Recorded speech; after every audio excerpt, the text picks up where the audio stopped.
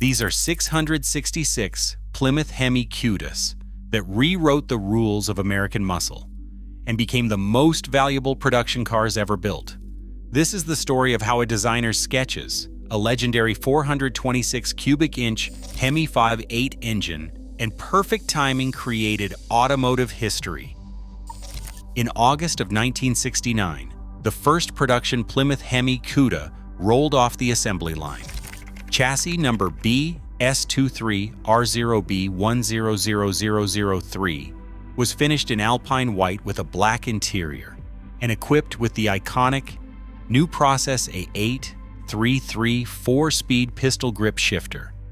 It was one of the first 3 matching numbers Hemi cars built for the 1970 model year, and like many prototypes, it was eventually disassembled to determine repair costs for dealerships. But that humble beginning marked the start of something extraordinary. The man responsible for the Cuda's timeless design was John Herlitz, born to Swedish immigrants in Pine Plains, New York. At just 13 years old, young John was already sketching cars and mailing them to Chrysler. Company officials spotted potential and told him exactly what education he would need to become an automotive stylist. John took their advice, earned a degree in industrial design from the Pratt Institute, and in 1967 began drawing what would become the 1970 E-body platform under the guidance of Chrysler design chief Elwood Engel. Herlitz and his team worked for months, refining their vision. They had to create something completely new, a Barracuda that shared nothing with its valiant roots. The result was revolutionary. Built on Chrysler's new E-body platform, the 1970 Barracuda was 2 inches lower and 6 inches shorter than its predecessor, but it maintained the same wheelbase. This created the aggressive wide-body stance that defined the car's character. The E-body platform was specifically engineered with a larger engine bay than the previous A-body design. This was not an accident. Chrysler knew exactly what they wanted to put under that long hood, the legendary 426 Hemi, an engine so powerful it had already dominated NASCAR and earned the nickname the Elephant for its massive size, weight, and output. The 426 Hemi story begins in January 1963, when Chrysler engineer Tom Hoover and his team set an ambitious goal: create an engine that could dominate the February 23, 1964, Daytona 500. They combined the block of the 426 Max Wedge with the top end of an earlier firepower Hemi cylinder head design. The result was devastating. At Daytona in 1964, Hemi-powered cars finished 1, 2, 3, 4, led by Richard Petty in his Plymouth. In the drag racing world, teams like Sox and Martin, with drivers Ronnie Sox and Buddy Martin, were dominating quarter-mile strips across America with Hemi power. Ford complained bitterly about the Hemi's dominance, and NASCAR responded by banning it for the 1965 season, claiming it was not available in production vehicles. Chrysler's solution was brilliant. If NASCAR wanted the Hemi in production cars, they would get it. In 1966, Chrysler introduced the Street Hemi for their intermediate range of vehicles. But the street version came with restrictions. While NASCAR engines could be tuned without regard for emissions, reliability, or drivability, the production Hemi had to meet different standards. Officially rated at 425 horsepower and 490 pound-feet of torque, these numbers were almost certainly conservative. Insurance companies were already charging astronomical rates for high-performance cars, and Chrysler did not want to make things worse. In reality, dyno tests of properly restored Hemis have shown 425 horsepower at 5,000 RPM, the factory's advertised number, but 500 horsepower at 6,000 RPM. With only 780 total Hemi Cudas ever built across both 1970 and 1971 model years, when the 1970 Cuda debuted with the Hemi option, it was not just powerful, It was transformative. The Hemi Cuda could launch from 0 to 60 in just 5.8 seconds, reach 100 miles per hour in 13 seconds, and complete a quarter mile in 14 seconds flat. Top speed was rated at 117 miles per hour, though many owners discovered their cars could go considerably faster. The performance was eye-opening. This performance came at a steep price. The Hemi option package cost $900 in 1970, equivalent to almost $7,500 today, on a car with a base price of $2,865. That meant the engine option alone cost nearly one-third of the car's total price. Most buyers opted for the more affordable 340 or 383 V8 engines instead. The result was exclusivity that nobody fully appreciated at the time. Of the nearly 49,000 Barracudas Plymouth sold in 1970, only 666 customers chose the Hemi 5.8. Of those, just 652 were hardtops and a mere 14 were convertibles. Think about that number. 14 convertible Hemi Cudas in the entire world for 1970. The transmission breakdown tells an even more remarkable story. Of the 652 hardtops, 284 were equipped with new Process A833 4-speed manual transmissions, while 368 had the TorqueFlite automatic. But among those 14 convertibles, only 5 had 4-speed manuals. 5 cars in the entire world. The 1971 model year was even more exclusive. Hemi production dropped to just 114 units out of 16,492 total Barracudas built. Of those, only 7 were convertibles with 4-speed transmissions. 7. When you're talking about automotive unicorns, it does not get much rarer than that. These cars would later share DNA with Chrysler's other winged warriors, the Plymouth Superbird and the Dodge Daytona, as part of the aerodynamic muscle car evolution. For context, during the entire 6-year production run of the 426 Hemi, Chrysler installed just 10,904 of these engines across all their vehicles. The Hemi Cuda represented only a tiny fraction of that already small number. Hemi production accounted for just 1.2% of total Barracuda output from 1970 to 1971. The designer who created this automotive masterpiece was rewarded appropriately. Chrysler design chief Elwood Engel was initially displeased with Herlitz's efforts, but he later performed a celebratory burnout with an early prototype in the third-floor hallway of Building 128. Herlitz received one of those precious 14 convertibles as his personal executive demonstrator, a car that today would be worth millions. By 1971, the writing was on the wall. The Hemi option price had risen to $4,371, over $34,500 in today's money. Insurance rates for muscle cars were skyrocketing, and new emissions regulations were looming. After the 1971 model year, Chrysler quietly discontinued the street Hemi.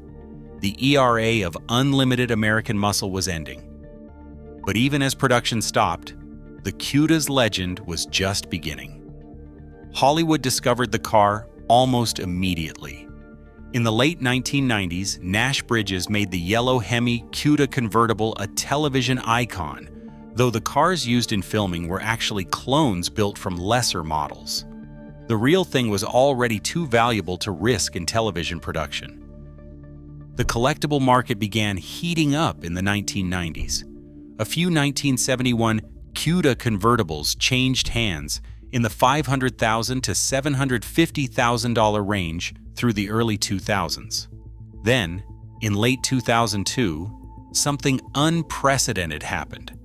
A 1971 Hemi Cuda 4-speed convertible was advertised for $1 million.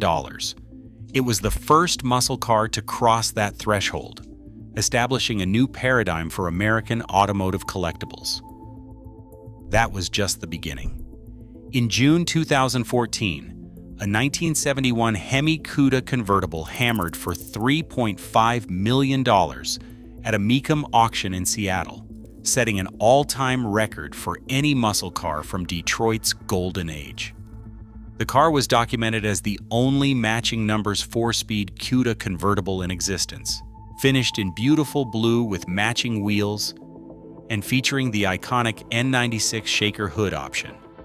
As Jay Leno once said, "When you think of muscle cars, if there is a holy grail, it probably has to be this, the 1970 Hemi Cuda." Craig Jackson, chairman and chief executive officer of Barrett-Jackson Auctions, agrees. Jackson owns a 1970 Hemi Cuda convertible that he purchased in 1999 for just over $100,000. Today, it could be worth 20 to 30 times that amount.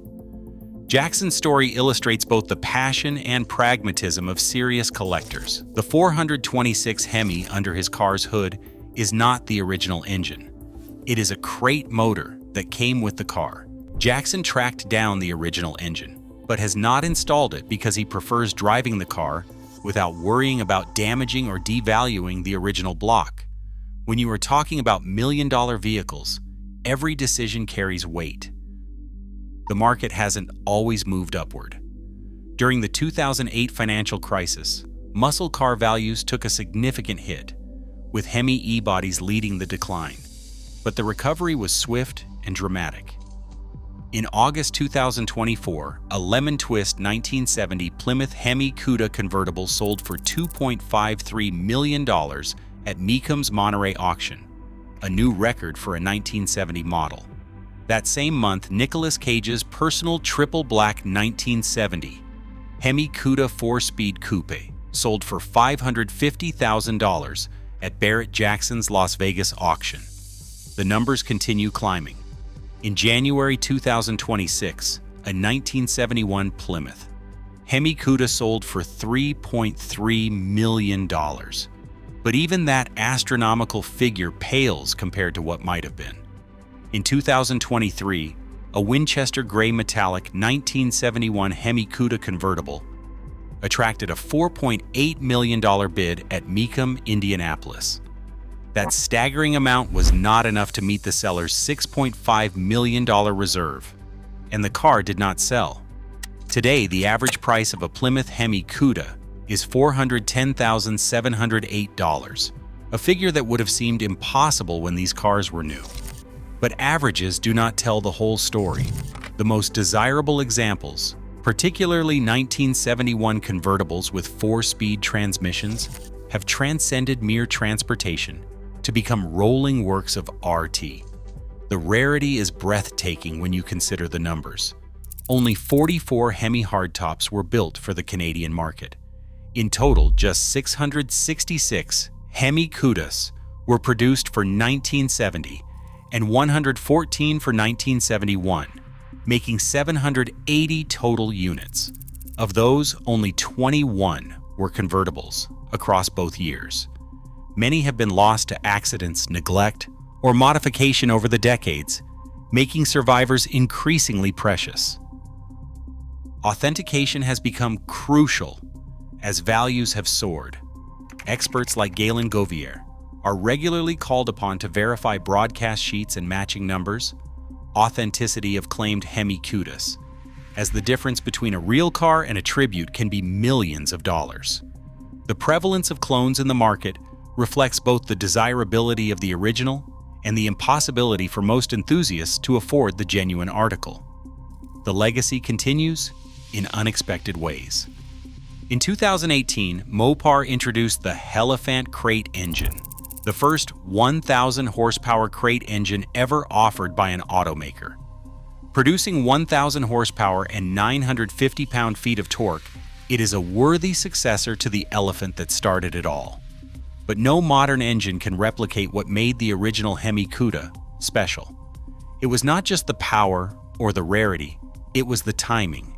The Hemi Cuda, from 1970 to 1971, represented the absolute peak of American automotive ambition, built during the brief window when manufacturers could install racing engines in street cars without concern for emissions or fuel economy.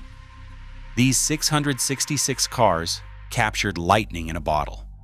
They combined John Herlitz's stunning design with Chrysler's most powerful engine on a platform engineered specifically to handle that power.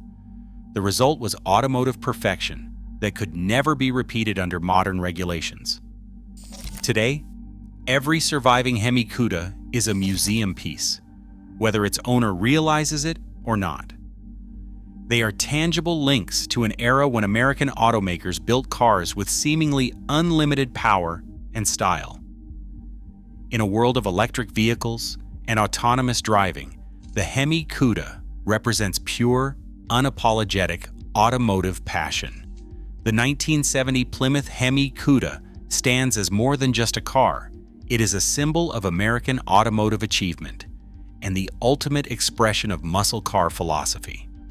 From John Herlitz's drawing board to today's million-dollar auctions, it remains the holy grail of American performance cars. These 666 machines did not just change the automotive landscape, they defined it for generations to come.